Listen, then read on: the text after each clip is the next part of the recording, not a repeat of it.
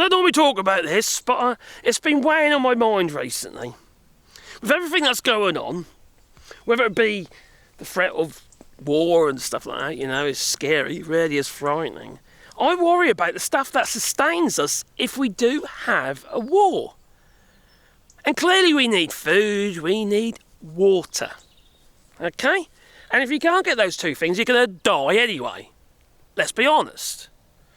So this brought me into the fact that fracking can potentially toxify the water table. Now, if you don't know anything about fracking, especially shale gas, what have you, and they push the shale gas out of I think it's porous rock, using a propant, which is to open up the pool, open up the rock, what have you, and that effectively then allows them to push out the gas. They replace it with water, which has toxins in. But the way they actually cap that, well, once they've finished getting all the gas out, they use cement. They fill those pools, what have you, with cement. And it doesn't matter if that cement, alright, is not exposed to the air. It's no sunlight on it or anything like that. Because you know as well as I do, concrete, cement breaks down, alright? They say cement, concrete has 50 years life. It takes 50 years, to harden, and then another 50 years to start breaking down. What happens when those caps, those cement caps, and this isn't just me talking about this is a lot of specialists out there, people who are in the know talking about this stuff and saying there is a risk, including people who work in the industry, whistleblowers and what have you. Once that concrete or that cement breaks down that's used to seal that well, that toxic water that they put into that well, that shale, into that porous rock, can leak between that layer, right, and the water table. When that happens, it's game over. Once we're talking about serious toxins, all right. We're not just talking about, I don't know. I'm just thinking of a toxin that isn't that bad. But anyway, I think all toxins are bad, aren't they? Anyway, probably give you cancer or shit like that. Anyway, whatever it does, it ain't good.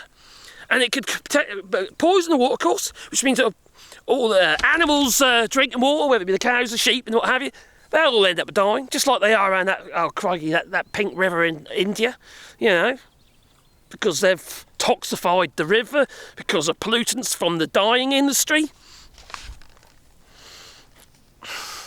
Oh, so stupid. We don't deserve this planet, do we? We really don't deserve this planet. All we do is destroy it. What do you reckon, Bear? Do we destroy the planet? I think we do. You don't. You just shit on everything. What about you? No, you don't either. You just shit on everything as well. But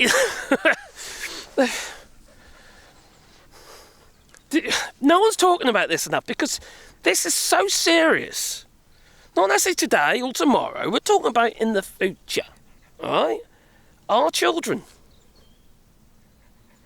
And the more they do it, the more they frack, the more these capped wells, that they become left dormant and capped with cement, and it starts breaking down. All around the fucking United States and what have you, and wherever else they're doing fracking, the more likely we are going to have, like an end of day scenario, really. If you ain't got bloody clean water, what are you going to do? What are you going to do? Desalinate everything? Remembering that toxic water goes out to sea. But mainly it's really, places like this, where you have streams and water sources and rivers and all that stuff becomes polluted. Such as fish gone, isn't it? The animal's gone. You won't be able to successfully sustain life. I'm not talking about now. I'm talking about like 10, 20, 30, 40, 50 years' time. At the moment, there's only a few wells out there. Okay? But they'll finish and then they'll start another one. So you've got 1 risk, 2 risk, 3 risk, 4 risk. It's a problem that is going to build up. And the only people who are actually doing any surveys or what have you are those that have been funded by the bloody oil companies, and include governments. They're taking oil money, aren't they? We all know that. It's all in their registers of donations. Can't trust them. It's all greenwashing. You know, when they say we're doing this and we're doing that to stop it from happening, it's just all greenwashing. They are literally destroying our planet. And we'll let them do it. Have you thought about this? Please leave it in the comments down below. And if not, you know, what can we do about it? It's not there just today. We've got to think about tomorrow. That's why we plant a tree. Like we're doing on our rewilding project here in France, we're planting trees, okay? And our trees effectively are protected. We're not chopping them down. You see all these woodlands here, there's bloody great holes in them. I've shown you before on walks and what have you through the woods. Where they've chopped trees, they might look nice around the outside edge, but then you find a great big hole in the middle. It's a bit like a pikey saying, is that racist being a pike? Is pikey a racist term or not?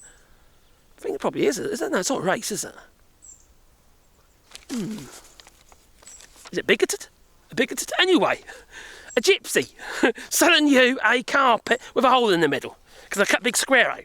It's a bit like that. And yes, that does go on, or used to go on in the United Kingdom quite a bit actually.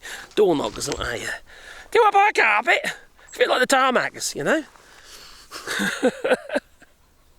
Oh dear. Anyway, please leave in the comments down below.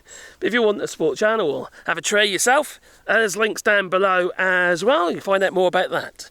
And, you know, but please just beat the like button if not, you know. Toodaloo. Blimey. The world's mad, isn't it, eh? It's just so stupid. We don't know what's good for us.